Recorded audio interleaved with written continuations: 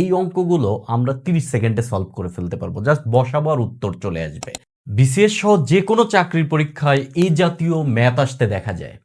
খুবই সহজ এবং সাবলীল যে সরল সুদের হার কত হলে যে কোনো মূলধন 8 বছরে সুদে আসলে দ্বিগুণ হবে, বা সুদে আসলে 3 গুণ হবে, বা সুদে আসলে 4 গুণ হবে, 8 বছরের জায়গায় 10 বছরে এরকম হতে পারে। মেইনলি এটা হচ্ছে সরল সুদের অঙ্ক, এবং এই অঙ্কগুলো আমরা 30 সেকেন্ডে সলভ করে ফেলতে পারবো, জাস্ট বসাবো আর উত্তর চলে আসবে। এবং এই সমস্ত অঙ্কের জন্য আমরা একটা চমৎকার শর্টকাট শিখব, যে R into T equals to n minus 1 into 100। এই হচ্ছে মূলত ফর্মুলা। আর হচ্ছে রেট বা সুদের হার, এইটা আমরা বের করব। টি হচ্ছে টাইম, কত বছর, এইটা এখানে দেওয়া আছে।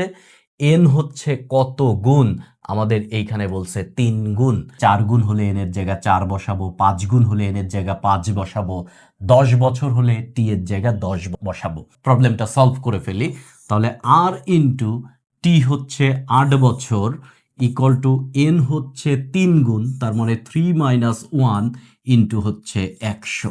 আর ইন্টু 8 ইকুয়াল টু 2 ইন্টু 100 200, তার মানে আর ইকুয়াল টু 200/8 ইকুয়াল টু হচ্ছে 25। তার মানে রেট হচ্ছে 25 বা 25%। এই হচ্ছে আমাদের অঙ্ক। তাহলে আমাদের শর্টকাট ফর্মুলাটা হচ্ছে R into T is equals to n minus 1 into 100।